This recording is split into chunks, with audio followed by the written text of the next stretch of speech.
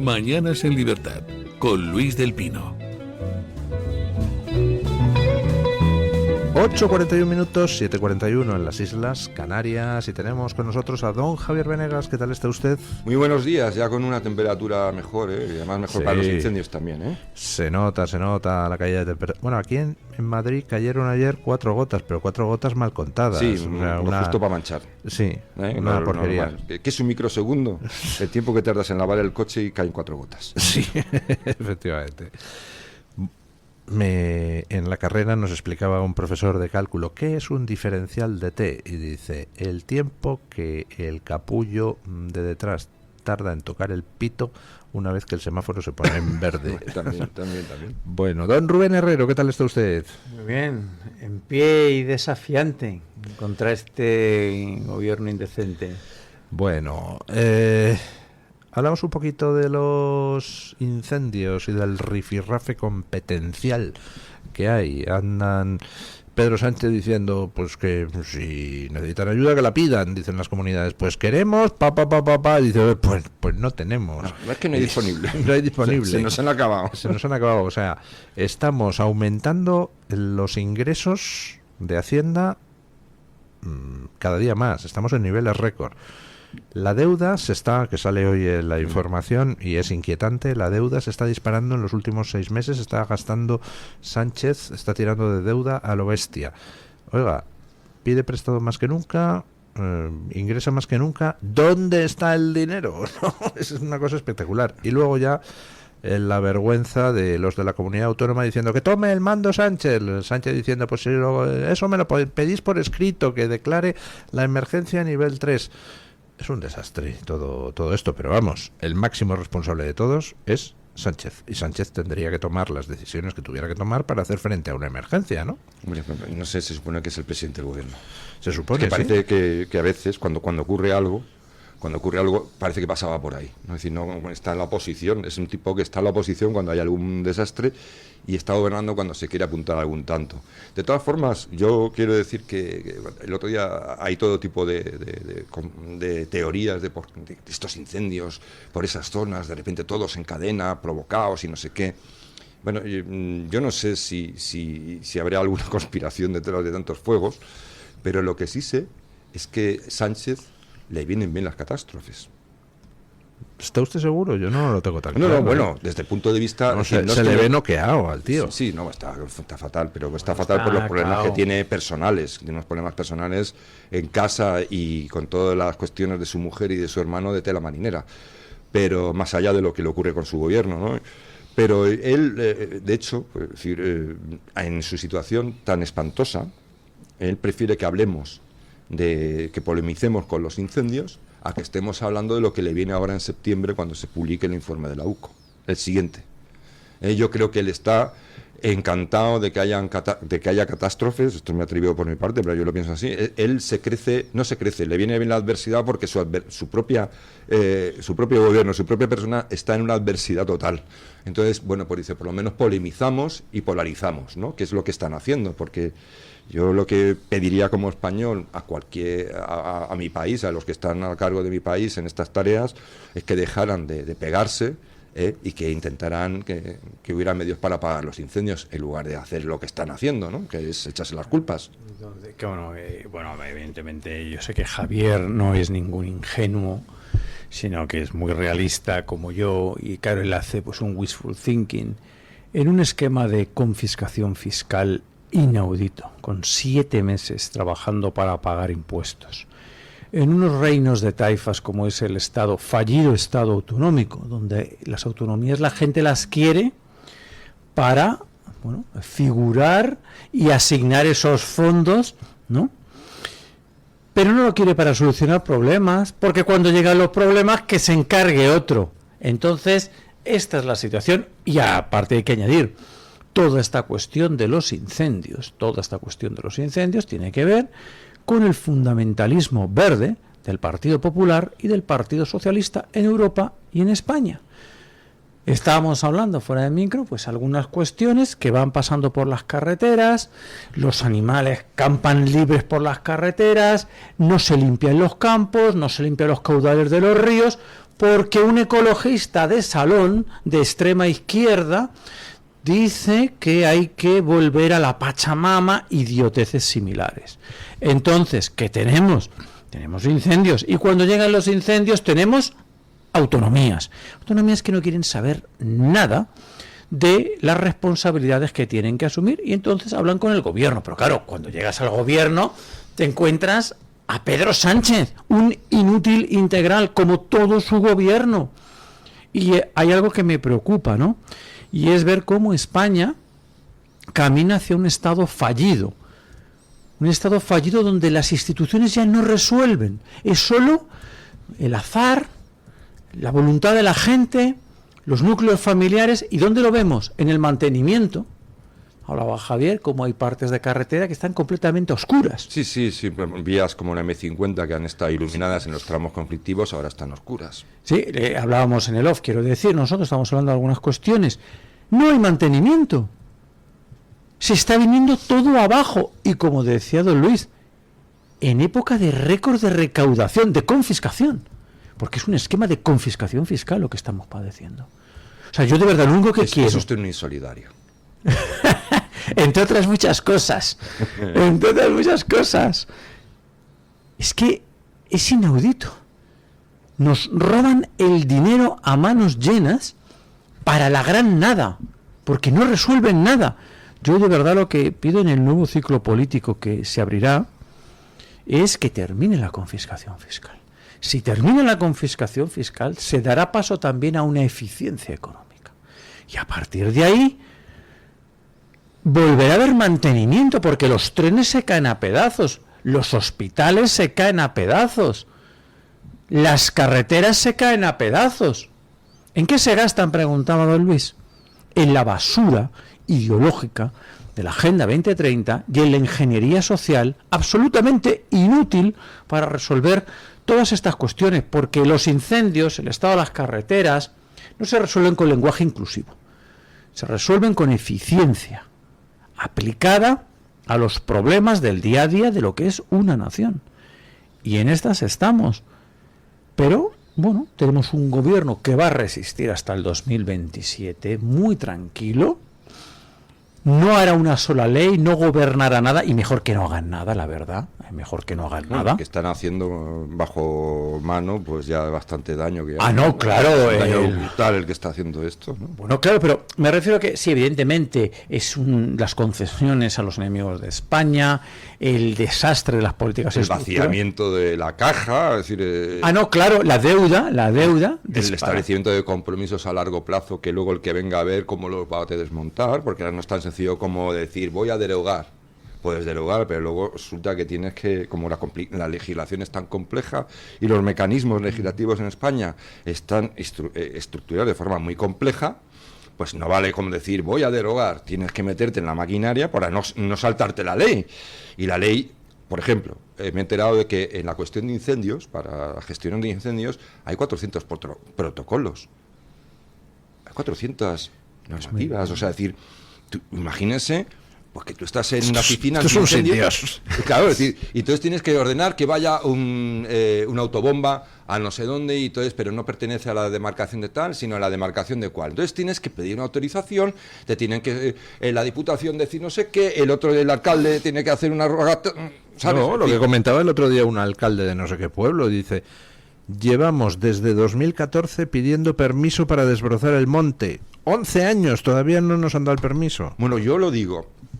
aunque sea una cosa muy subjetiva, yo que hago moto de campo y he recorrido este otoño pasado y durante el invierno y al principio de primavera buena parte de España, es decir, te das cuenta porque vas por la España vaciada, por la España, que es casi prácticamente la mayor parte de España, la inmensa mayor parte, del estado de abandono en el que está el campo.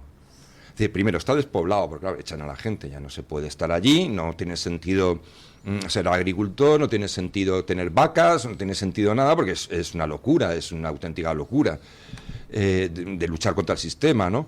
Pero es que, claro, íbamos por caminos y decíamos, hay pinos muertos secos, con ramas del tamaño de camiones caídas por mitad del campo, del camino, del no sé qué, Bueno, nosotros todavía que nos persiguen como si fuéramos delincuentes, nosotros creemos que hemos hecho un servicio a nuestro país, porque como vamos por caminos, vemos un tronco y lo retiramos. Es decir, y luego esos caminos son los que tienen que utilizar los forestales, que van a apagar los incendios. Imagínense que les viene una encerrona del fuego que les envuelve y llegan por el camino y se encuentran un tronco atravesado. Es decir, y es el estado que veíamos nosotros. Esto es una bomba de relojería. Esto es una puñetera bomba. Es decir, ya no solo que haya pirómanos y esto no sea el cambio climático. Es que Ya simplemente es que no se lo están existe. poniendo a huevo al que quiera, a que eso arda. No se puede mantener el campo, no se puede hacer prácticamente la cultura tradicional cinegética o de los agricultores o de la gente del campo ya no puede, está prohibido todo. Está todo prohibido. Lo único que les permiten es aquellas vías que consideran de servicio público, esos caminitos para que si tienen tierras transiten con el tractor y se acabó. Usted no se salga de los márgenes, no quite nada, no se le ocurre tocar un pino muerto. Pues te cae una multa de 3 pares de narices. Entonces, nos dimos cuenta, digo, esto con las lluvias que ha habido, esto cuando venga el verano va a ser brutal, y así ha sido, claro. Pero claro, porque lo que se ha hecho es apartar a la gente del campo. Entonces, claro, las personas que llevan por siglos, ellos y sus familias, cuidando el campo, desbrozando, los cortafuegos, limpiando, lo que tienes que hacer para cuidar una finca. Como han llegado estos ecologistas de extrema izquierda y de extremo Partido Popular Y de extrema subvención. y de extrema Esto es un negocio subvención, también, ¿eh? bueno, lo que sucede es que el campo ahora mismo es una bomba de relojería y la situación es dramática. Bueno, y cuando ya hablamos de caza cinegética, o sea, hay gente que le dice que uno tiene que cuidar o criar perros a la gente que lleva siglos criando perros. La situación es terrorífica y por desgracia quedan todavía 2 años, o sea, año y medio todavía largo, 2 años, hasta que esto cambie de manos. Y habrá que verlo. no, cambia, sí, en esta ocasión esto cambia de manos, pero el cambio de manos, desde luego, no puede caer o recaer en el Partido Popular, que es corresponsable de toda la locura que estamos pasando y que estamos viviendo.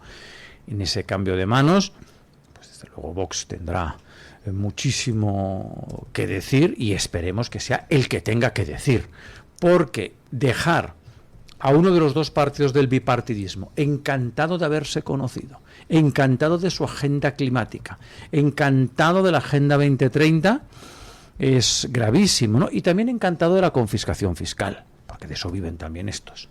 Entonces, la situación es muy complicada porque hay mucho que hacer y, como decía Javier, nos encontramos con un entramado legislativo, los 400 protocolos norcoreanos para cualquier cosa que tenemos en España que solventar, la burocracia insoportable.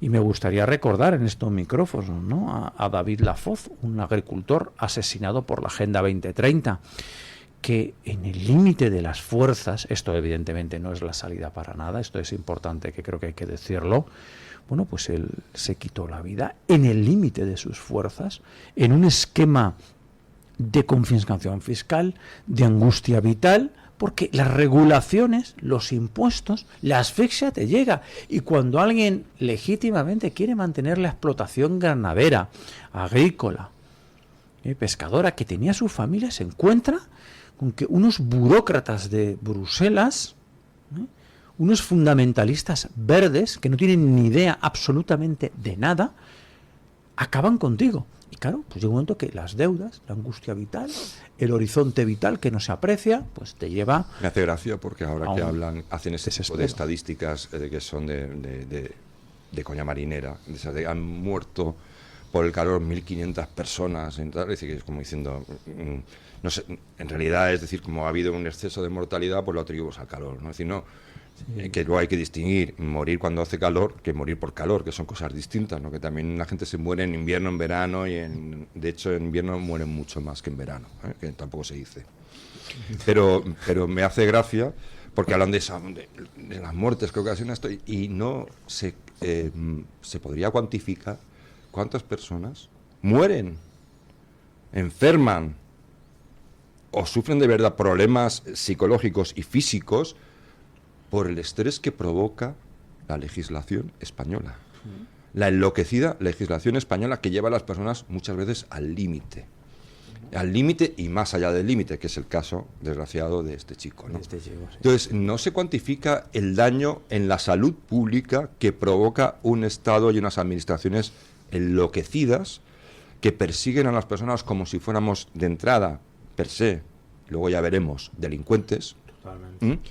Y que nos trata de una manera completamente, una displicencia que te quedas como pasmado, ¿no? Es decir, desde la agencia tributaria, que cuando la toma con alguien es que puede acabar con su vida, a cualquier otra cuestión. Es decir, el hecho de que una persona... O sea, es que en España estamos dando por como algo... Los políticos dan como algo sostenible, aceptable, pues que una persona que ingresa 800 euros tenga que pagar 300 por el derecho a trabajar.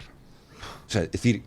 No les cabe en la cabeza el cálculo tan sencillo de decir cómo puede vivir una persona con 800 euros si además tiene que quitarle casi 300 euros. 370.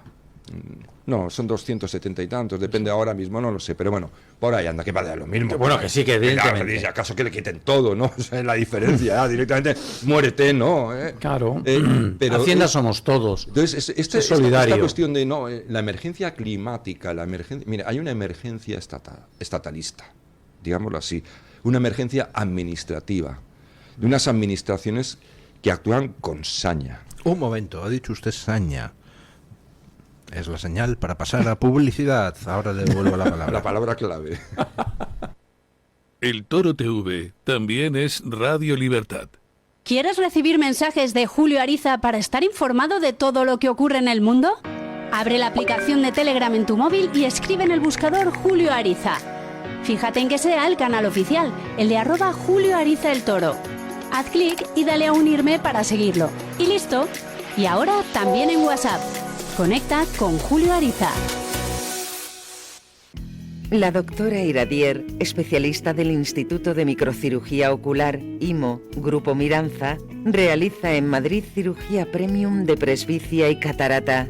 Si desea eliminar sus gafas de vista cansada o nota que con la edad pierde visión, la doctora Iradier le realizará el tratamiento para recuperar la agudeza visual y nitidez de la juventud con la mejor lente intraocular y la técnica más segura y eficaz.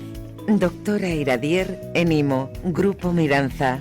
Teléfono 910-783-783. Calle Valle de Pinares Llanos 3, Mirasierra, Madrid. Entre los primeros psiquiatras de España está el doctor Francisco de Linares Vivar. En el año 1935 fundó en Málaga el Hospital Psiquiátrico San Francisco de Asís. Desde entonces, en este centro se aplican las más modernas técnicas para curar al enfermo psiquiátrico.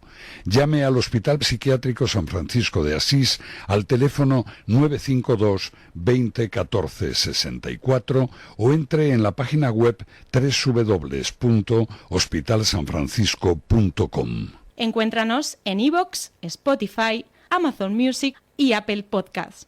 Radio Libertad, a un clic de distancia. Presentamos Navarretinto, probablemente la mejor explotación de cerdos ibéricos de España, situada en la dehesa extremeña. Durante la montanera, los cerdos se alimentan de bellota de encinares sostenibles. Nuestra denominación es de bellota 100% ibérico, mención exclusiva pata negra. Navarretinto tiene como norte la excelencia. Si le gustan los productos ibéricos, llámenos al 91 625 02 28, con total garantía de satisfacción.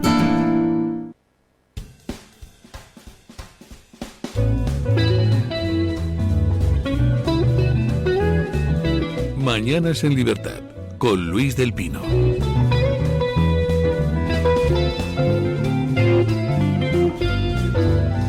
Había dicho saña don Javier Venegas.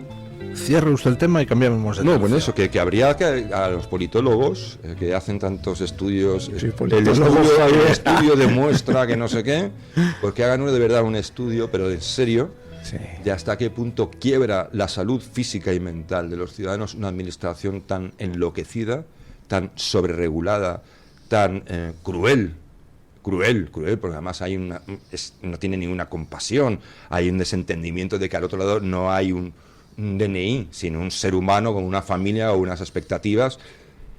Habría que cuantificar eso, cuánta gente mata y hace enfermar, ¿no? A cuánta gente, qué daño a la salud pública provoca un país con leyes enloquecidas, y con regulaciones enloquecidas y con impuestos enloquecidos. Eso sí que podrían hacerlo, eso es que es una emergencia nacional.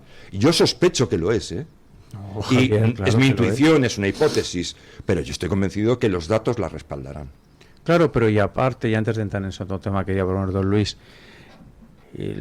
pero si es que aquí nadie va a hacer nada de eso, porque simplemente una cuestión como la salud mental en España, las personas que padecen de salud mental están abandonadas a su suerte, están por las calles sin tratamientos, están por las calles sin ningún centro que los atienda.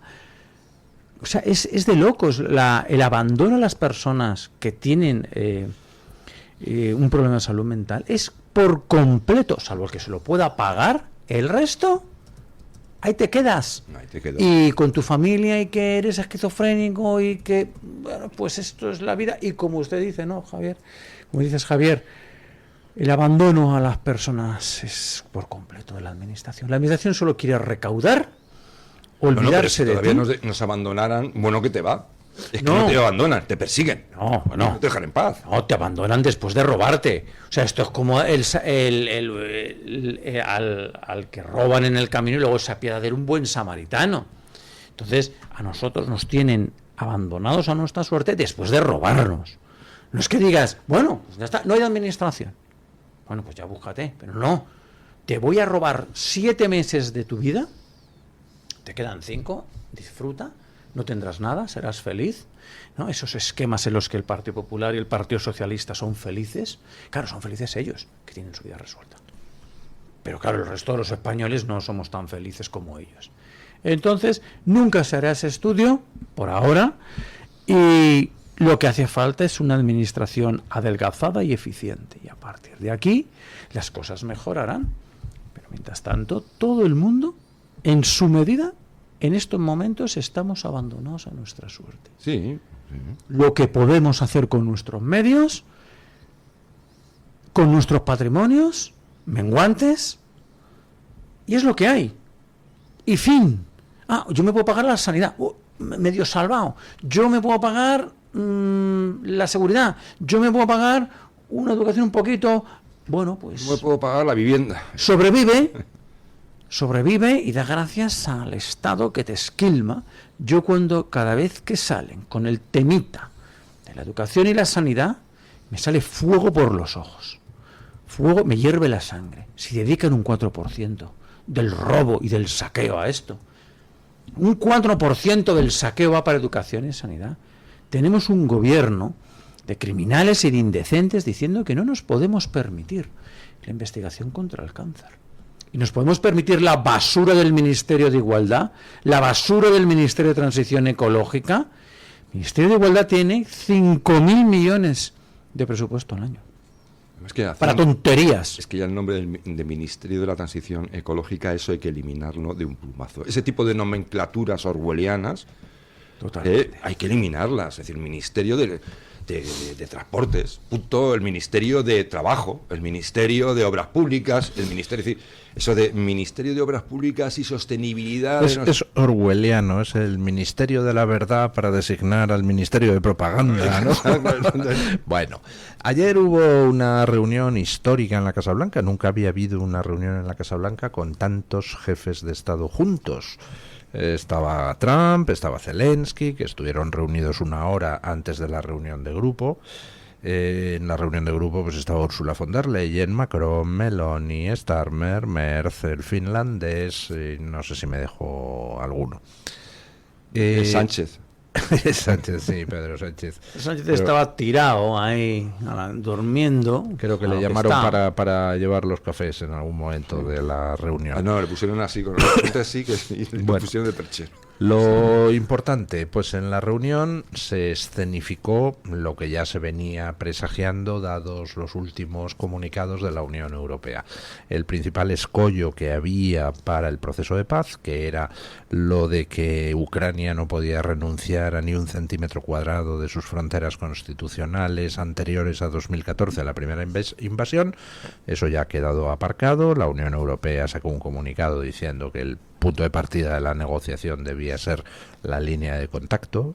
Zelensky respaldó eso, y ayer Zelensky, después de la reunión en la Casa Blanca, pues dijo que habrá reunión entre Putin y él donde se discutirá el tema de los territorios. Una vez abierta la puerta a que Ucrania pierda parte del este de Europa, de Ucrania, quedan otros dos escollos fundamentales. Por parte rusa, el tema del levantamiento de sanciones, y por parte de Ucrania, el aspecto fundamental: ¿qué garantías de seguridad va a tener Ucrania para evitar que Putin la invada por tercera vez? Pero ¿no? hay un punto, don Luis, si me permite, ¿Cuál? Sí. que hay en una exigencia de Putin, que es no solo que dejar en la línea de contacto y, digamos, para aquello ya renunciar al Donbass y todo esto, ¿no?, sino que pide otros más territorios, que ahora mismo están bajo la jurisdicción de Ucrania. Es decir, está pidiendo, no sé exactamente cuáles, pero sé que uno de los puntos más difíciles, y que por supuesto Zelensky no va a aceptar y que mantiene Putin, es que está solicitando una anexión de otros territorios, de otros pequeños territorios, o no hay pequeños o grandes, que no están ahora mismo bajo control ruso, que no están más allá de la línea de contacto, digamos, sí, hacia atrás de la línea de contacto. Esa es una condición que ha puesto Putin como impepinable. Y ese es el punto ahora mismo, yo creo que el punto que puede hacer fracasar las negociaciones, puede hacerlas fracasar. La situación es endiablada, ¿no? Porque ahí el único que puede ganar esta guerra, y hasta cierto punto, son los Estados Unidos de América.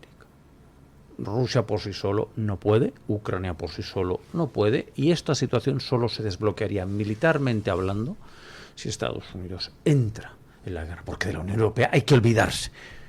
No servimos para nada, solo para poner tapones de plástico pegados a las botellas. Dice la Unión Europea ayer que yo ya digo, esto es alucinante.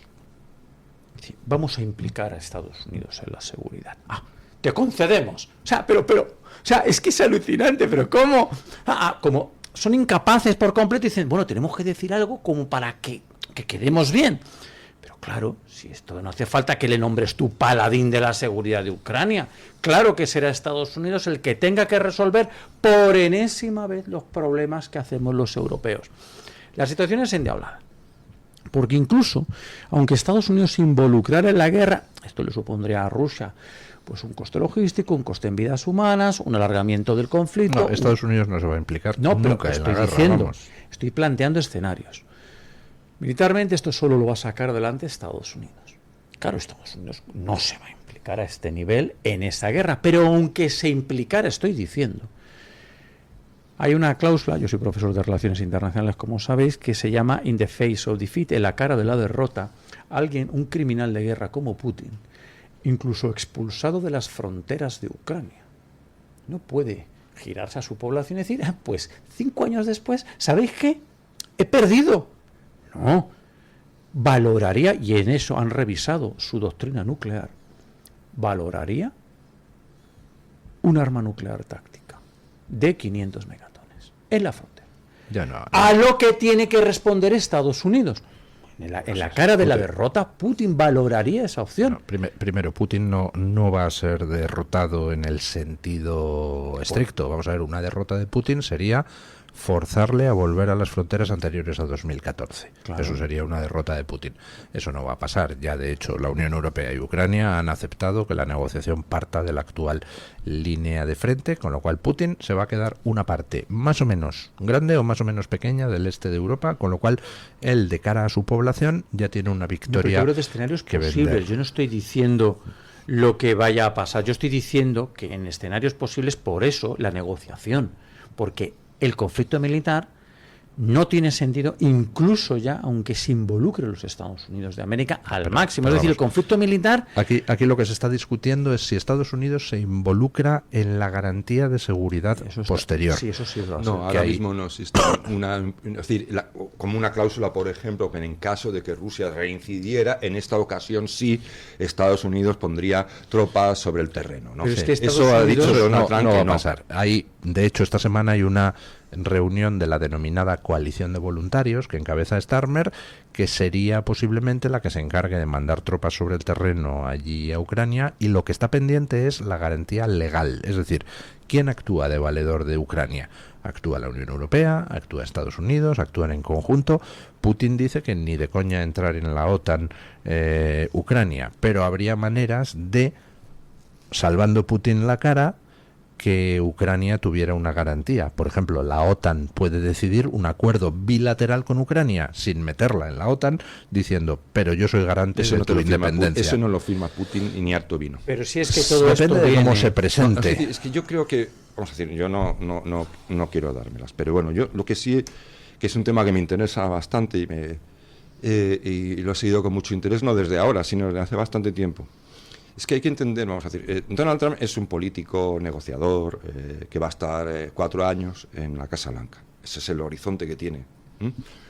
Y él va a negociar pues lo que sea más rentable para Estados Unidos, para el momento presente y sobre todo para sus promesas políticas, para no incumplirlas, ¿no? Pero ese es el punto de partida de Trump. El punto de partida de Putin es un punto de partida que lleva 25 años.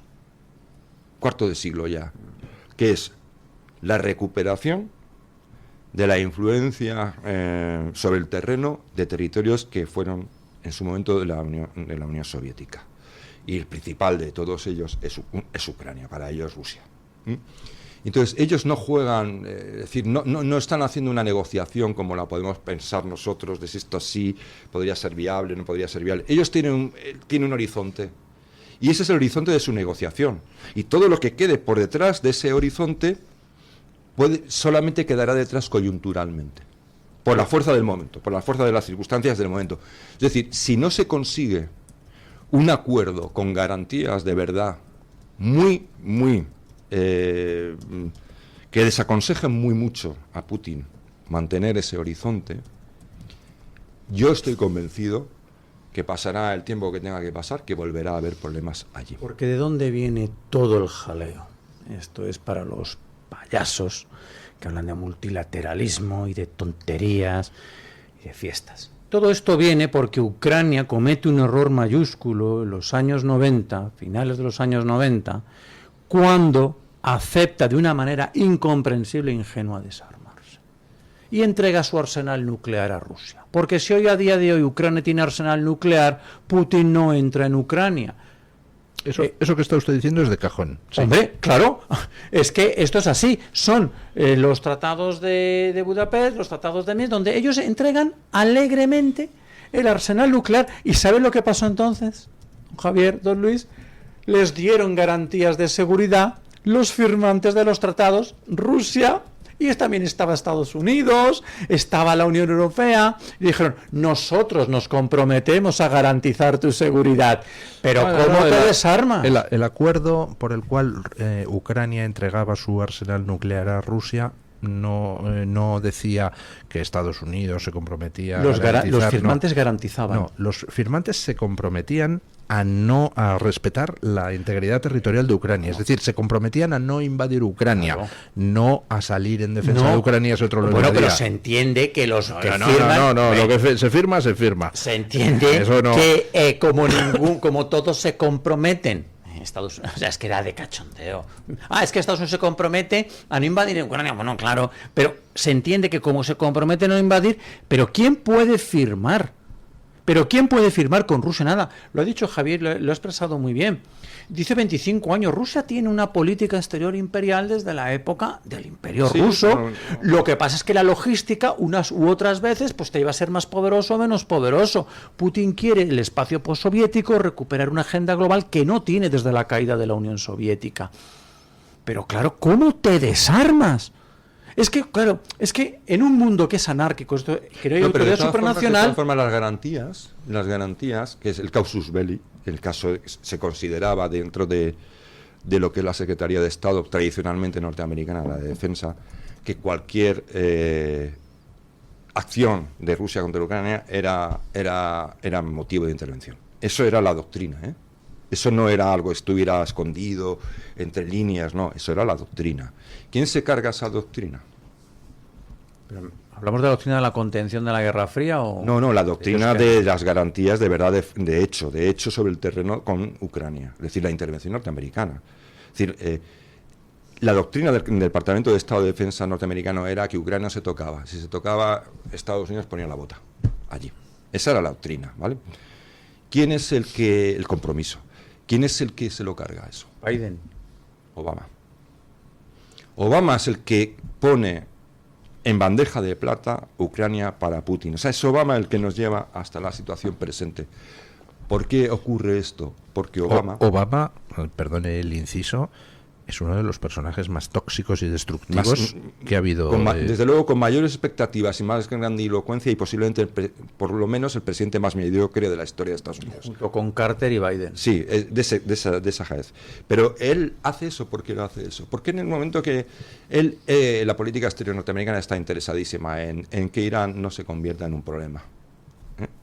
Porque ya apunta a maneras, reconocerle su papel de potencia regional, pero tenerla, digamos, a Irán controlada para que no desarrollara el programa nuclear.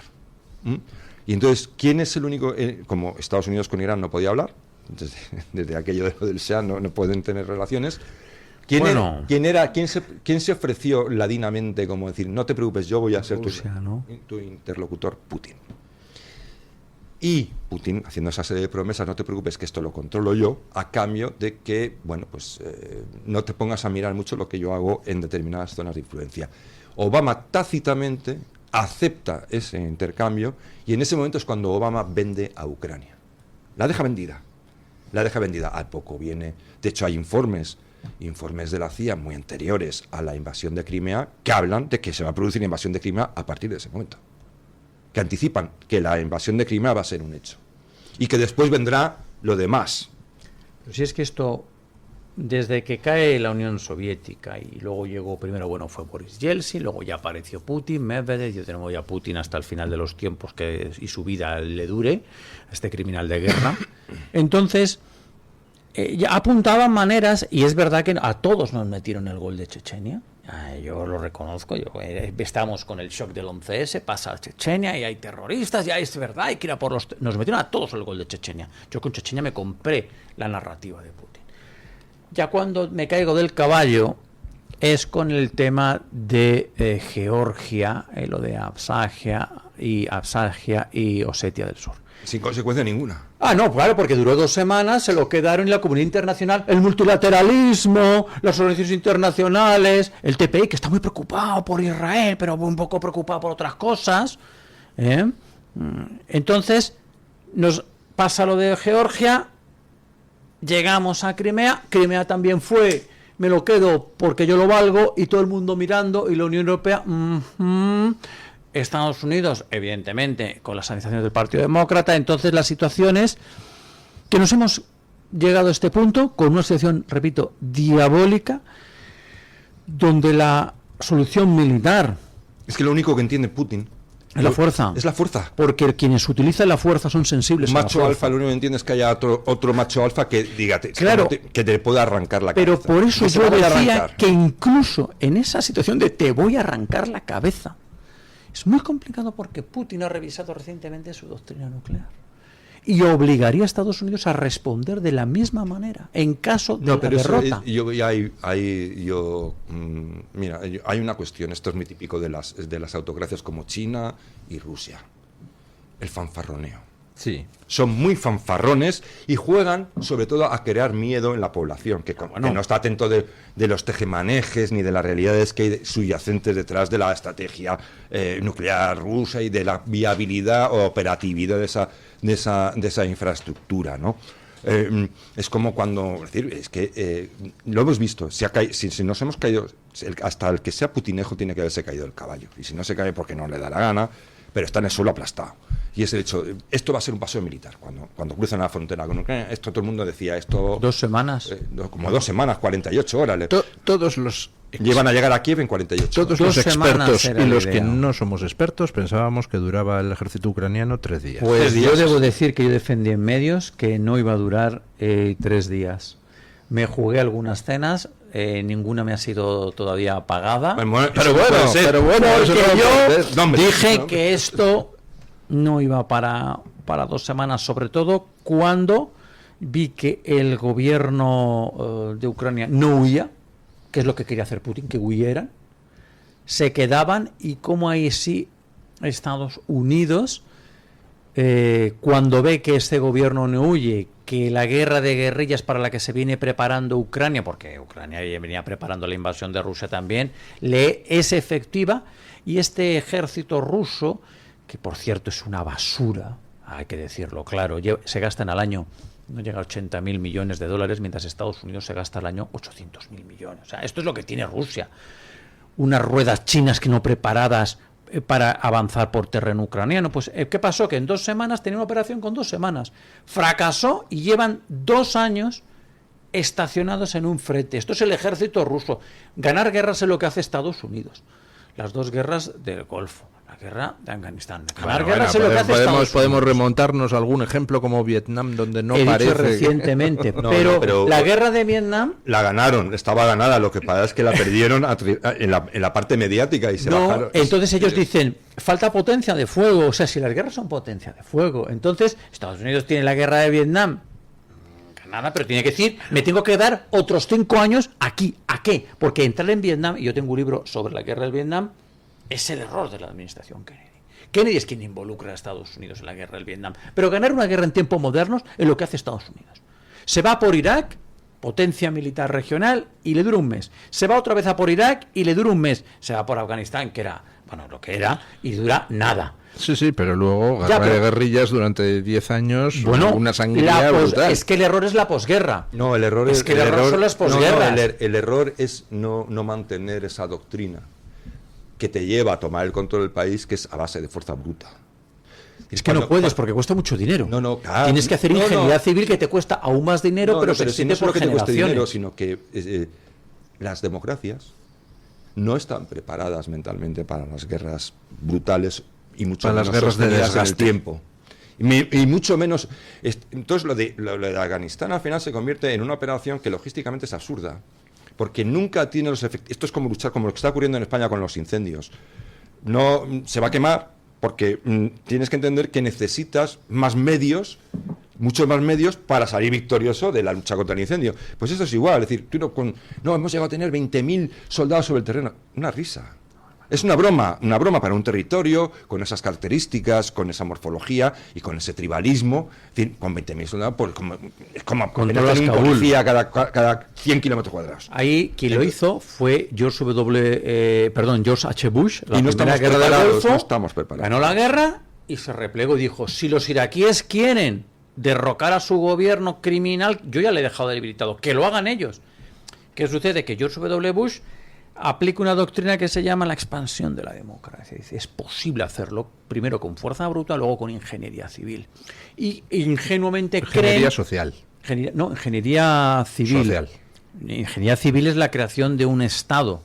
Crear un Estado. Sí, que como decía aquel general norteamericano, dice, ¿cuándo conseguiremos la paz? En el momento que dice que vean los afganos que hay un camión de basura recogiendo la basura. Claro, instituciones fuertes, pero ¿qué se Claro, encuentra? pero en lugar de eso, yo cuando vi la foto de Kabul, donde habían puesto un mural sí, la Unión Europea, Objetivos de Desarrollo Sostenible de la Agenda 2030, Bueno, dije, mamma mía, No, pero hemos estas son- perdido. No, a ver, la ingeniería civil es muchísimo dinero, muchísimo tiempo, y por eso es inviable. Entonces, ¿qué tienes que hacer?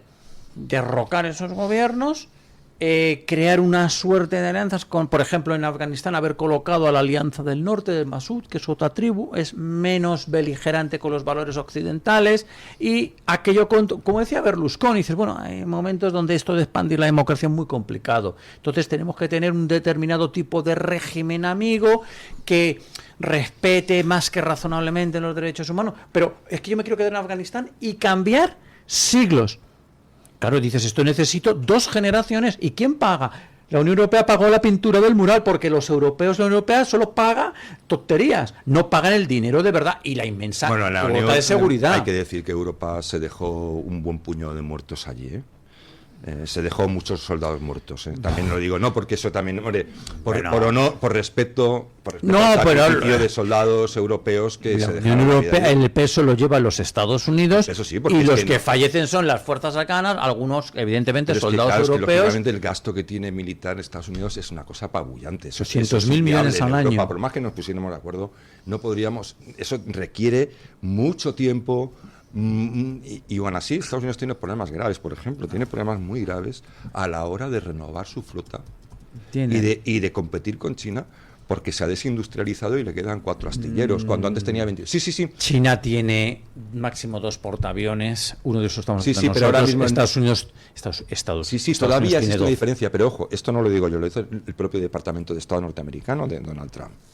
Tienen un problema porque no pueden mantener el ritmo de renovaciones, porque no tienen industria, han perdido mucha industria y no pueden atender el ritmo de renovación y de ampliación de la flota. De tal forma, no, esto es verídico, esto es noticia, que Estados Unidos ha tenido que ir a Corea del Sur a aprender y a que le diga que ese país es uno de los mayores fabricantes de buques del mundo, qué métodos y qué sistemas de escala industrial está utilizando para poder implementarlos.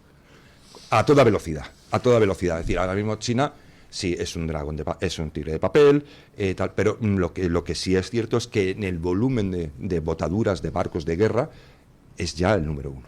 Pero para ser hegemonía regional, China como mucho podría alcanzar esos 2 portaaviones. Estados Unidos tiene 12, está construyendo uno más.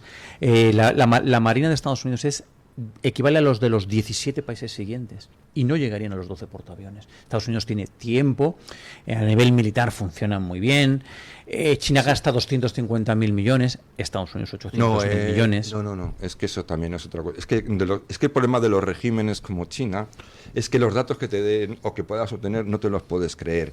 Los analistas sospechan que el gasto real militar de China es muy superior.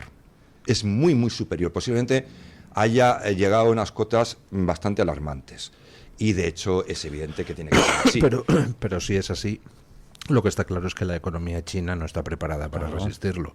O sea, lo que hunde al final a la Unión Soviética es precisamente entrar en una carrera armamentística. Una carrera armamentística, porque Estados Unidos se podía permitir el lujo de incrementar el gasto militar porque su economía lo sostiene.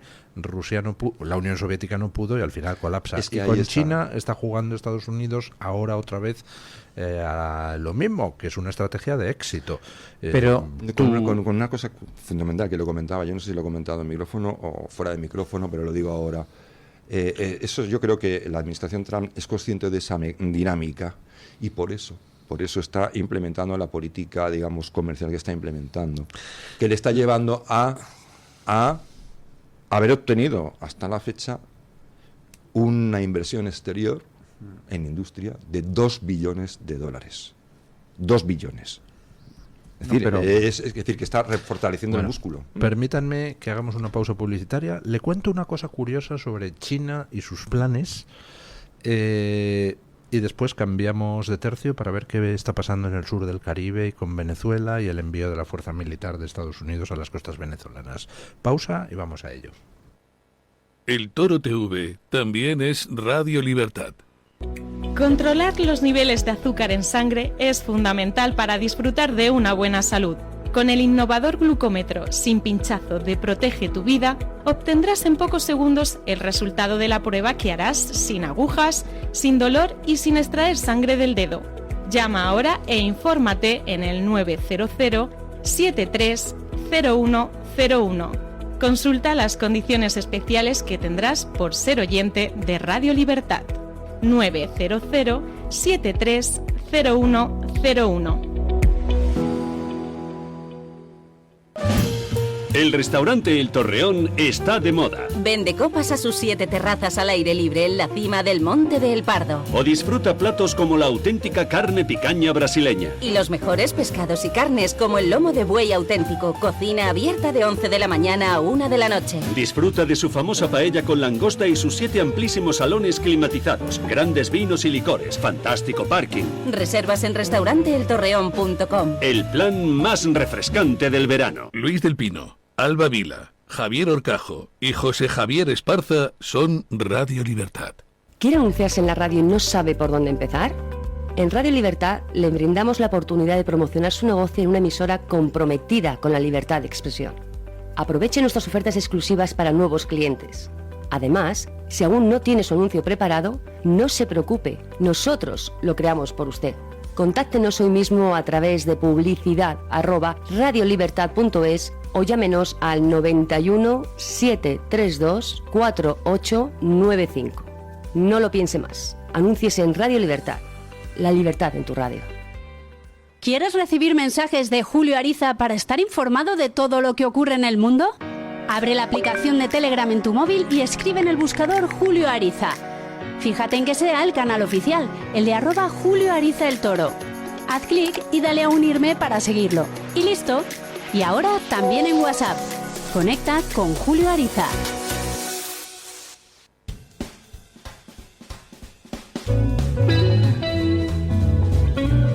Mañanas en Libertad, con Luis del Pino.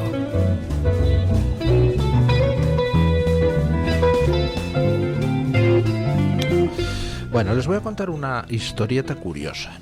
En 1936, con el régimen nazi en Alemania, Hitler ya empieza a pensar en la guerra, en prepararse para su guerra imperialista de expansión.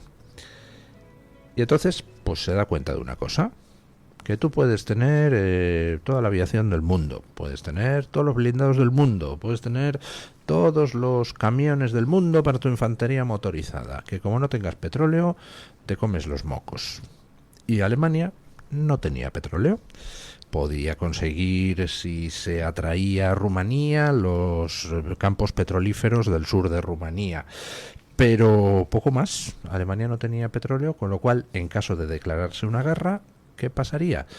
Pues que con un bloqueo te hunden, que fue lo que pasó con Japón. El bloqueo de petróleo es al final lo que termina hundiendo a Japón. Bueno, ¿y qué hace en 1936 Hitler en vista de que tiene ese problema y no puede iniciar una guerra porque no tiene petróleo? Pues echar mano de la técnica. En la década de 1920, en Alemania, científicos alemanes habían desarrollado 2 técnicas distintas para la licuefacción del carbón. Alemania no tenía petróleo, pero tenía carbón por un tubo, lo sigue teniendo. Bueno, y hay técnicas para coger carbón y transformarlo en carbón líquido, como petróleo, combustible. Entonces, esas técnicas de generación de petróleo sintético ya se conocían, y Hitler ordena empezar a construir fábricas de petróleo sintético a cascoporro.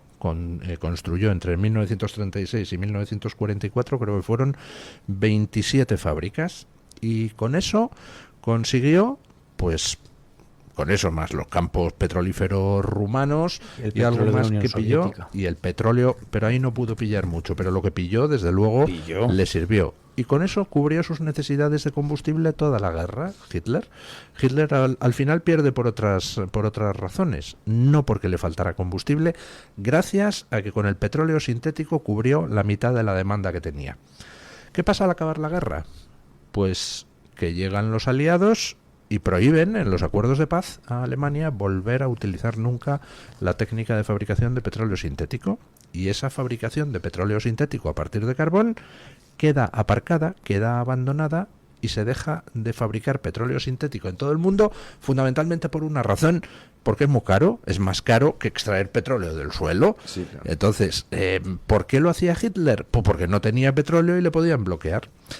Desde que acaba la Segunda Guerra Mundial, ¿saben ustedes la única vez que otro régimen ha utilizado las técnicas de petróleo sintético? El régimen sudafricano, sometido a un bloqueo económico por el apartheid. ¿Qué hizo el régimen sudafricano?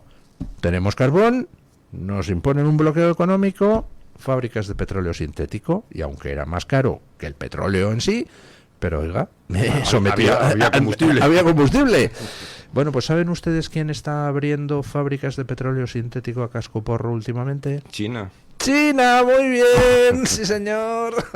Bueno, Pero, y los... que es un detalle curioso e inquietante. Y los objetivos de desarrollo de la ONU y el cambio climático no afecta.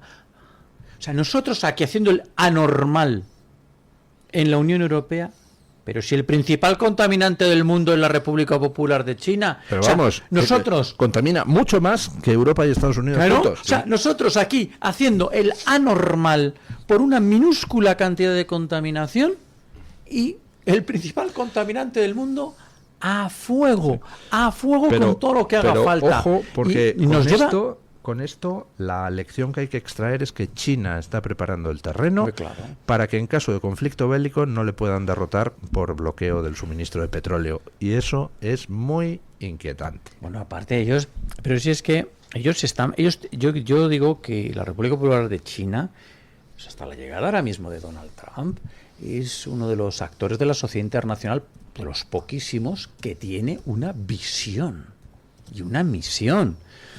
Ah, claro, no nos gusta nada que semejante actor lo tenga, pero que lo están haciendo bien, porque van a un punto. No tienen ingeniería social, están ingeniería social en el sentido de la Unión Europea y las tonterías de la pero tienen otra que también... Claro, cuidado. pero no la que te deja incapacitado completamente, bueno, como no, en el caso de la Unión sí, Europea. se han tenido la del hijo único, que es ingeniería social, y los ha dejado pero con un problema ahora mismo no, a corto plazo demográfico de cuidado. Pero ya esa política ya está superada. Yo lo que me refiero pero es que les ha dejado las secuelas. Ellos lo que no se han autoincapacitado, esa cuestión es cierta, en el sentido de la Unión Europea, el suicidio en directo demográfico de la Unión Europea. Sospechoso además, porque yo creo que China ha influido indirectamente o directamente en ese suicidio, porque aquí huele un poco a dinero. También lo digo, sobre todo en España, yo lo he escrito recientemente, de cómo el sector energético de renovables está siendo tomado por China, por empresas chinas, más de 100 empresas están operando. Las baterías. Es decir, sí, bueno, y no solo eso, claro, baterías, pero también distribución. Están metiéndose también ahora mismo en la distribución. Hay buenas empresas que están copándolo todo. Entonces, es lógico pensar que una cosa es que haya un intercambio comercial o una inversión tal, y otra cosa es que digas, oye, en este sector estratégico tenemos a 100 y pico empresas de un mismo país. Vamos a ver qué está pasando aquí, ¿no? Porque sí, huele un poco rarito, ¿no? Huele un poco raro, ¿no? Se dirigen a un punto. Ya, pero y luego la cuestión que es importante, decir, otra cuestión es el coste energético de Europa. Es decir, Estados Unidos, y más cuando en la Trump, que se ha pasado el net cero por donde, en fin, por ahí, tiene una energía que es 3 veces más barata que la nuestra. Y son más competitivos. ¿Cómo podemos competir a nivel de lo que sea? Yo no digo ya solo industrial, sino de servicios. Simplemente poner un centro de datos en Europa donde la energía, la factura de la luz es 3 veces más alta que en Estados Unidos. ¿Dónde se van a ir los centros de datos? Allí donde la energía sea barata. ¿Y dónde está más barata? En Estados Unidos. Es decir, es todo... Yo tengo la sensación, yo lo he escrito y lo mantengo, no se puede ser tan imbécil. Es imposible. Es decir, la estupidez tiene un límite. Entonces, sí. Yo creo que hay que empezar a mirar el dinero. Hay que empezar a mirar estos lobbies que de repente aparecen interpuestos. Es que China es un agente muy insidioso. Es decir, no hace las cosas así de cualquier manera. Utiliza mecanismos, digamos, de jugadas de triple banda. Entonces, igual tú ves una fundación que a la primera vista es netamente europea, pero de repente empiezas a mirar, además hay fundaciones que están orientadas a la cuestión climática en Europa, que son netamente, o se supone netamente europeas, con muchas aportaciones, pero que en sus balances tú no sabes quién ha puesto qué. Oye, ¿y este dinero? Yo pongo los totales de lo que recibimos, pero no digo de quién, de dónde viene ese dinero, ¿no? Entonces, todo esto yo creo que es hora de despertar. Es hora de despertar de que es un mundo en el que hay que competir a cara de perro. Total. No significa ir a la guerra, pero hay que competir a cara de perro. porque es lo que están haciendo el resto. Bueno, eso le digo cambiemos mis de alumnos, tercio. Me interesa saber su visión sobre lo que está pasando en Venezuela, porque todo apunta a que, bueno, parece que la época de Maduro se aproxima a su fin, porque Estados Unidos ha seguido una serie de pasos muy concretos. Primero ha declarado que el tema del tráfico de droga constituye una emergencia nacional. Cuando en Estados Unidos hace una declaración de ese estilo no es palabrería como aquí los políticos europeos. Si se declara que es una emergencia nacional, quiere decir que se dota de poderes al presidente para tomar determinadas decisiones. En segundo lugar, Estados Unidos declaró que uno de los cárteles que participan en la agresión a Estados Unidos es el cártel de los Soles.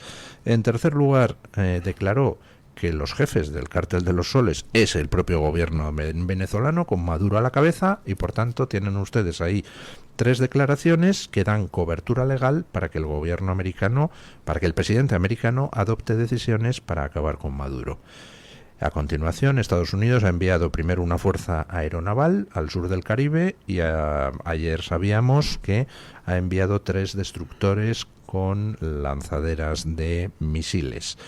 Y ayer veíamos unas declaraciones de Maduro muy curiosas. Estados Unidos además ha puesto precio a la cabeza de Maduro, $50 millones, y ayer Maduro respondía a alguien que no sabemos quién es, pero evidentemente está hablando de que gente en su régimen está empezando a pedir su cabeza. Escuchen. Hay gente que es débil. Yo lo califico así, me perdonan. Hay gente que es débil. Y ante una circunstancia, ahí mismo reacciona. Ay, qué chévere, qué manguangua, pues. Ah, porque es fácil. Es fácil atacar a Maduro y a la revolución. ¿Verdad? Es fácil, no, chévere. Muy bien, chévere. Gracias. De antemano, gracias. Pero tu debilidad no será mi debilidad, porque yo no soy chantajeable. Yo lo que voy es para adelante. Y hay mucho cobarde escondido y disfrazado que no es capaz de decirme las cosas en la cara porque es un cobarde. Son unos cobardes. Hay mucho cobarde escondido y disfrazado que no es capaz de decirme las cosas en la cara. No está hablando de Estados Unidos, claro, no está hablando, eso dice en la cara, además. Está hablando a gente en su régimen que ya se está movilizando para quitarle. Así que, ¿creen ustedes que Maduro está fuera del poder antes de fin de año? El paso que ha dado Donald Trump es como siempre. Si tú tienes, ¿por qué Estados Unidos es poderoso en un entorno anárquico internacional? Porque tiene potencia de fuego decisiva, puede emerger y golpear con fuerza decisiva y utiliza la fuerza. Entonces, evidentemente, yo el otro día, aparte de esta declaración, yo ya he visto a Maduro desquiciado en alguna intervención diciendo: vengan a Miraflores, aquí les espero, cobardes.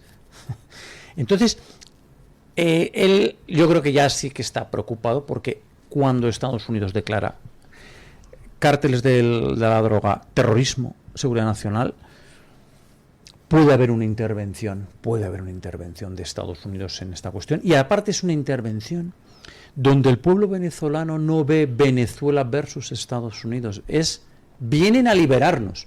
Otra cosa sería un conflicto con otro país del área. Diría, no, esto sería un país, por ejemplo, Brasil versus Venezuela. No, en este caso, de producirse cualquier intervención de Estados Unidos, el pueblo venezolano lo va a recibir con los brazos abiertos. O sea, es como cuando los liberan, ¿no? De Europa nos liberan del nazismo o del comunismo, que es lo mismo. Entonces, en este caso, imaginemos una intervención. El pueblo de Venezuela y muchos destacamentos militares venezolanos se rendirían inmediatamente y se pondrían a las órdenes de los Estados Unidos. El régimen, es que claro, por un lado la idea de ver caer estos asesinos de Maduro, Diosdado Cabello, es seductora, ¿no? Y derivadamente algunos españolitos que claro, y luego que han estado no olvidemos colaborando. Que la conexión tequila sería Nicaragua-Cuba, porque si cae Venezuela, otros regímenes tan dependientes de su petróleo Hombre, si caen a plomo. Si cae Venezuela, cae Cuba y cae Honduras, eso de entrada. Y Nicaragua, es que no nos olvidemos de este pequeño país centroamericano dirigido por un He dicho Honduras, no, quería decir Nicaragua. Un repugnante violador de menores, como es Daniel Ortega, un asesino y un genocida culpable del genocidio de los indios misquitos, violador de su hijastra. Es un ser Zoiloamérica.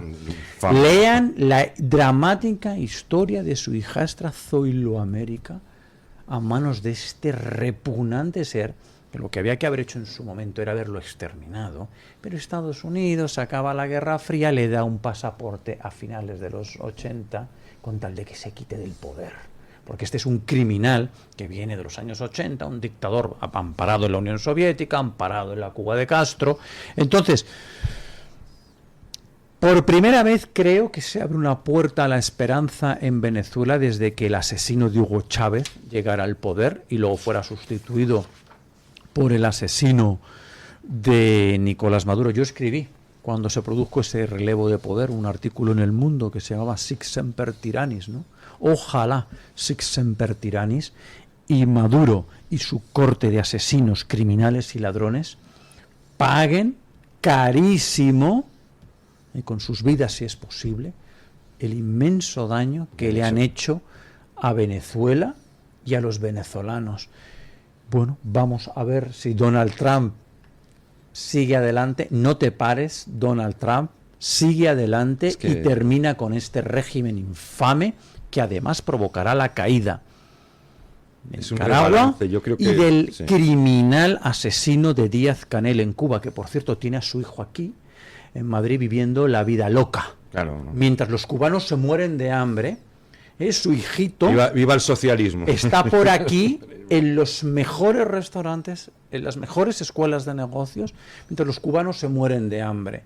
Porque ese sí que es un caso que a mí se me abre el alma, el caso de Cuba, ¿no? Yo creo que el enfoque, este es un enfoque, yo creo que lo que hay es una política exterior en respecto a América, a lo que es América, ¿no? Porque América no es Estados Unidos, América es muy grande, ¿no? Son muchos más países, es un cambio de enfoque. Sí, yo creo que Estados Unidos, o esta administración, ha tomado conciencia de que Venezuela no es solo un régimen de un tío que conducía autobuses, ¿sí? Que es un portaaviones, es una base operativa de todo tipo de cosas que son perjudiciales y que van en contra de los intereses, ya no solo de los venezolanos, sino de los propios estadounidenses. Venezuela es un lugar donde se han entrenado terroristas. Es un lugar donde hasta los de Hezbollah han estado por ahí. Es decir, es un lugar que no sale nada bueno de allí. Es un lugar donde es un punto, un nodo clave para el narcotráfico, aparte de México. Es un lugar donde pues han operado muy tranquilamente también los chinos. Recordar que cuando se produce el fraude electoral, esas elecciones que se atribuye como victoria a este personaje, evidentemente las había perdido de forma abrumadora, pero da el pucherazo. Y ¿cuál es el primer país que reconoce al régimen y lo felicita? China. Y estando sobre el terreno. Es decir, estaban enviados chinos sobre el terreno y son los que se apresuran a legitimar la victoria de este sinvergüenza. Porque claro, decir, yo no tengo nada contra los chinos, ojo, tengo mucho contra el tipo de régimen que encarna el Partido Comunista Chino y sobre todo este loco iluminado que es Xi Jinping, un tipo bastante peligroso. A mí me parece un tipo muy peligroso, del que se habla poco para lo peligroso que es él personalmente. Y yo creo que lo que Estados Unidos está haciendo es volver a poner un poco de interés en lo que mal dicho, porque llaman patio trasero, porque de patio trasero no, son países legítimos, son países que son hermanos nuestros. Totalmente. Y que tienen una historia muy relacionada con la nuestra, más allá de la anglosajona. Pero bueno, ha decidido que es el momento de cambiar ese orden, porque se estaban dejando comer por los pies. Es que la influencia china en el continente americano ha ido en aumento, y uno de los puntos clave no solo para la influencia china, sino para una oposición, digamos, violenta, declaradamente violenta contra los intereses estadounidenses y contra Occidente en sí, es Venezuela. Es Venezuela. Es decir, la alianza tradicional, que no es nada nuevo entre narcotráfico e izquierda, funciona, es, digamos, el paradigma, el epitome está en Venezuela.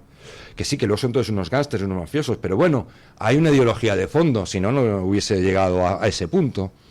Y esto es lo que yo creo que ahora mismo está en juego. Y ya veremos. La cuestión, yo estoy de acuerdo en que yo creo que la mayoría de venezolanos, la inmensa mayoría, vería con buenos ojos el derrocamiento, aunque sea por la fuerza, de la bota yanqui del dictador. Y no solo el dictador, sino todo lo que hay detrás, que él es un pelele, él es un memo. Es todo el cártel militar que hay ahí, cártel del narcotraficante militar. Lo vería con buenos ojos. Ahora bien, hay que tener mucho cuidado, porque esas afinidades y esas emociones se pueden dar la vuelta si se actúa torpemente. Es decir, uno puede llegar ahí y empezar a... Tendrás que hacer una operación quirúrgica, no tengo ni idea, pero tendrás que tener mucho cuidado con cómo hacer las cosas, porque esas lealtades, por lo menos de los que estén en Venezuela ahora, que ya son menos, pueden darse la vuelta. Bueno, en Venezuela 80% en contra de Maduro, que son el resultado de las pero últimas las guerras son pasionales al final. Es decir, si la gente muere, es decir, no es lo mismo que... Pero esto no va a ser una guerra tipo... no. Afganistán, Irak, esto es una intervención rápida, quirúrgica.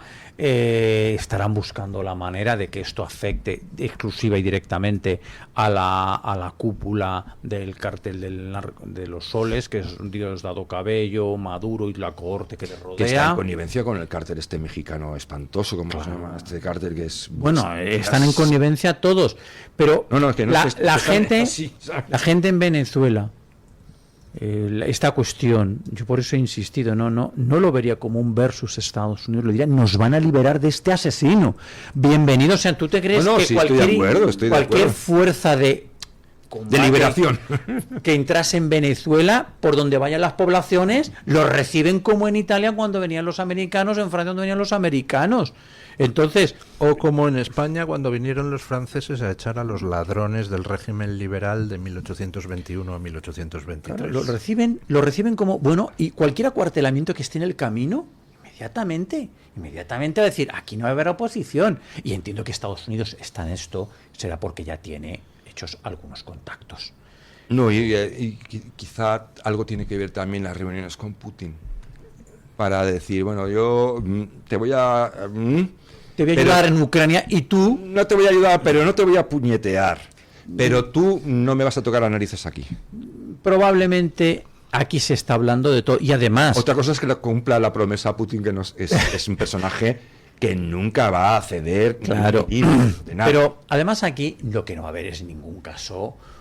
una administración militar. Lo que va a hacer es derrocar a Maduro e inmediatamente reponer a Edmundo González y realmente a quien va a mandar en Venezuela, que es Corina Machado, gracias a Dios. Y si me permitís, por ya hilarlo un poco con todo lo que está pasando, yo creo que hay un momento interesante, más allá de lo que es cada punto, cada foco Venezuela.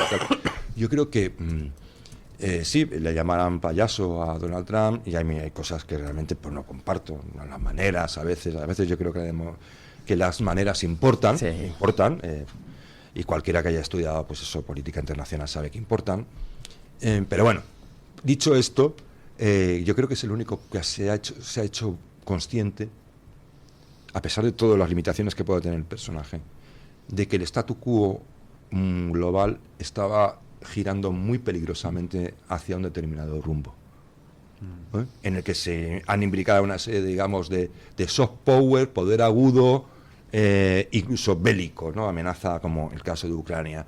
Y yo creo que es el único que se ha dado cuenta, uno de los, desde luego, un personaje importante que se ha dado cuenta de que íbamos muy mal, y que en general íbamos muy mal. Y a veces, que le pierden las formas, pero tiene razón cuando llama a Europa continente suicida. Tiene razón, como diciendo, ¿estáis tontos? ¿Qué os pasa? Tiene toda la razón, porque él se ha dado cuenta de que el rollo, la emergencia climática, el rollo, todo como llamamos woke, pero yo lo diría que... Ingeniería social. Yo lo creo que es un soft power y a veces un poder agudo. Es decir, yo sospecho que detrás de muchas cosas hay otros intereses y de que se frotan las manos algunos cuando ven que determinada medida política... Hombre, cuando matar niños es una política, sí, evidentemente es hard power. No, bueno, pero eso ya es una cuestión... Porque la política del aborto está muy bien diseñada para aniquilar Europa y para aniquilar las familias, ¿no? Bueno, es un coste un coste social enorme, eso no cabe duda. Nos suicidamos en directo, entonces, matando a niños. Pero quiero decir que se ha dado cuenta. Es decir, hay gente que dice, bueno, es que la democracia lo único que trae es no sé qué, no sé cuánto. Sí, la democracia, desde luego, a veces es un problema grave. Un problema grave. Pero yo no querría vivir bajo las botas de un Xi Jinping. Pues dice, no, la gente que piensa que la democracia hay que echarla a un lado es porque piensa que van a gobernar los buenos, los suyos. Claro, es que el momento que te cargas los muros de contención del poder omnívoro, es que es muy probable que los tuyos igual duren 2 telediarios y vengan otros que no tengan tanta gracia y ya no tengas a dónde agarrarte. No tengas ninguna institución miserablemente democrática y asquerosamente democrática y ¡qué asco me da! Pero a la que te puedas agarrar en un momento dado para que no te aplasten el cuello. Porque hay que ver cómo gestionó. Mira que aquí se hicieron burradas con la pandemia y se hicieron muchas burradas. Pero es que lo de China, que lo vendían como una cosa ejemplar, de emparedar a la gente en sus casas, llevarse a la gente detenida en masa, sin saber, sin dar información a los familiares de dónde estaban, ni cuándo volverían y si volvieron. Empezando por el médico chino que intentó alertar desde entonces en paradero desconocido. No, él y todos los que estaban colaborando con él, que eran también científicos, desaparecidos en combate. Es decir, totalmente. Es decir, o la reforma, es que la gente no conoce cosas de China. Es decir, yo entiendo que la democracia a mí a veces me exaspera muchísimo, si yo lo reconozco. Es una caca a veces, es que, ¿cómo tengo que estar discutiendo esta memez con este payaso? ¿No? Es decir, a veces lo pensamos, es tan evidente que no sé qué discutimos aquí, ¿no? Pero la democracia es eso, es exasperante. La democracia no inmuniza frente a los malos gobiernos, pero al menos proporciona un mecanismo mucho más sencillo que en cualquier otro régimen para deshacerte de un mal gobierno y sustituirlo por otro. Y no solo que tiene la democracia, es que no solo es democracia, la democracia tiene una vertiente que la gente olvida, que es fundamental. La democracia tiene instituciones electas, pero para asegurar y balancear el poder tiene instituciones no electas. Los tribunales de justicia, se supone que por eso los quieren mangonear los partidos para elegirlos ellos, pero que no hace falta decir, cuando aquello que dice, es que a este juez no lo ha votado nadie, es que es precisamente ese aparato de una persona que no se debe a ningún partido político o no se debe a ninguna estrategia política y que está preparada para juzgar y cumplir un cometido, es otro mecanismo de seguridad. En España tenemos instituciones electas, instituciones no electas y luego los verdaderos poderes del Estado, que son Florentino Pérez y el Barça.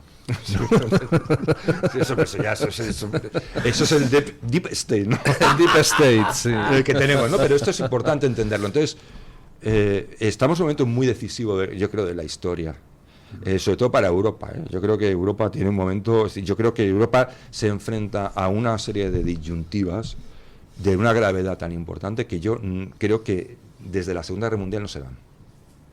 Europa está en la encrucijada, ¿no? La Unión Farisea, los fariseos, ¿no?, de la Unión Europea, del Partido Popular y del Partido Socialista, o la Europa de las patrias. Y Europa cuna y faro de la civilización, o Europa cuna y faro de la podredumbre y la basura que nos rodea a día de hoy. Y en este sentido, o cambiamos radicalmente. Ya, no, hay que cambiar radicalmente. No, es que hay que cambiar radicalmente. Aniquilar la Unión Farisea y que pasemos a ser la Europa de las patrias. Gobernadas nuestras naciones por patriotas.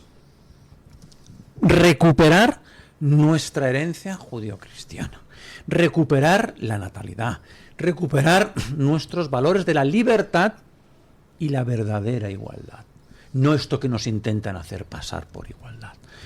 O hacemos eso, la competitividad económica. Nos estamos suicidando económicamente. No competimos, no innovamos, no creamos. Somos subordinados de los grandes poderes.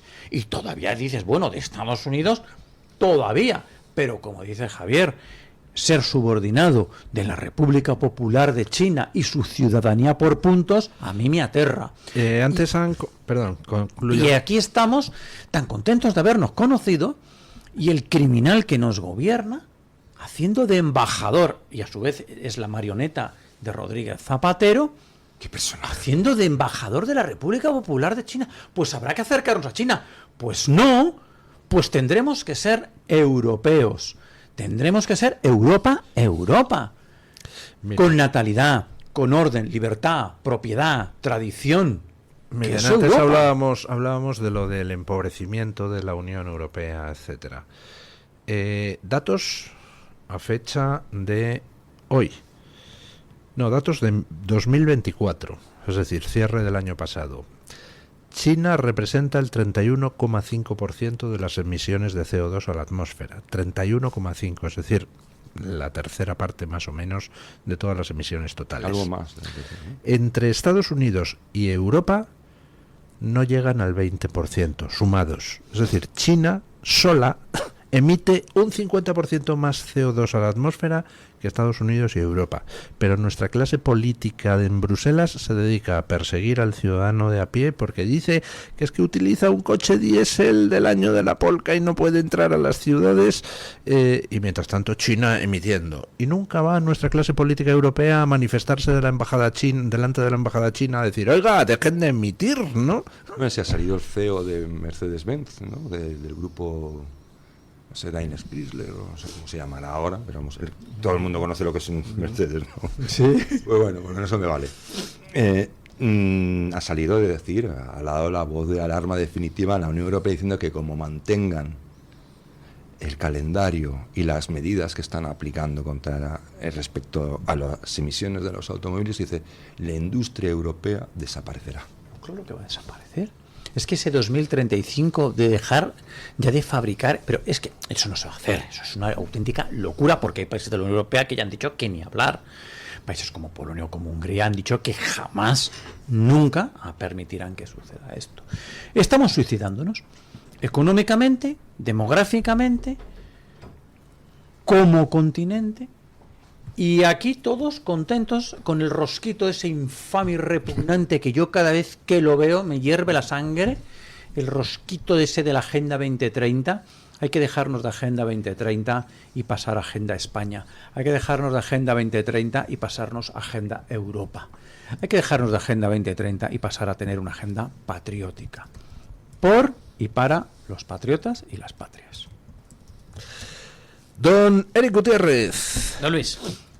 A ver, preguntábamos algo a nuestros oyentes y yo quiero saber qué votan nuestros tertulianos. Pues don Luis, hoy a los oyentes les preguntábamos que si tras una erupción volcánica, una pandemia, una riada mortal, un apagón total y una ola de incendios devastadora, ¿qué otra catástrofe cree que nos tocará vivir con Sánchez? Dábamos en este caso, como casi siempre, 4 opciones: el meteorito, invasión extraterrestre, apocalipsis zombie o el desastre es él. Tengo claro cuál van a decir, pero quitando esa... A ver, yo, como sabéis, soy muy aficionado a la ciencia ficción y a los cómics. Hombre, yo creo que... Y a las series de televisión. Yo soy el apocalipsis zombie. Yo creo que es...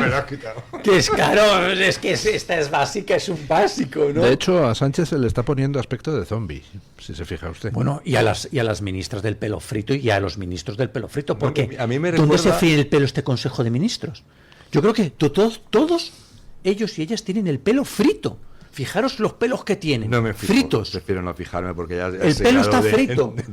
Entonces, apocalipsis zombie. No, a mí yo digo que la última foto que he visto de Sánchez, que venía, que por cierto ha cogido para atender la gran alerta de los incendios, ha venido 24 horas y se ha vuelto a ir a la playa, que tampoco dice nada, es acojonante, por favor. Es alucinante lo de este pavo, pero bueno, la última foto a mí me recordaba a Mr. Spock, se le va poniendo cara de Mr. Spock, no sé, se le están levantando las cejas para arriba y se le está poniendo cara de Mr. Spock. Pero muy lejos de ser tan lógico como Mr. Spock. Mr. Spock además era un psicópata, pero bueno, porque no tenía sentimientos, pero era un hombre que...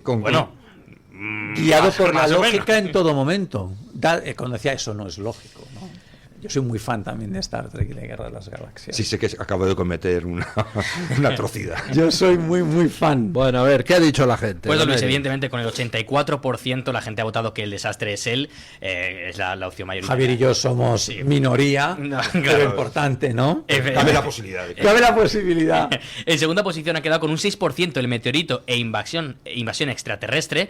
Y la última, la favorita de nuestros tertulianos y también la mía, apocalipsis zombie con un 4%. La gente, pues quitando que, evidentemente... ¿Y las otras dos? 6% Meteorito e Invasión, y después 4% de Apocalipsis Zombie, y evidentemente un 84% pues que el desastre se llama Pedro Sánchez y está en la Moncloa. Nos han dejado también muchos comentarios, don Luis.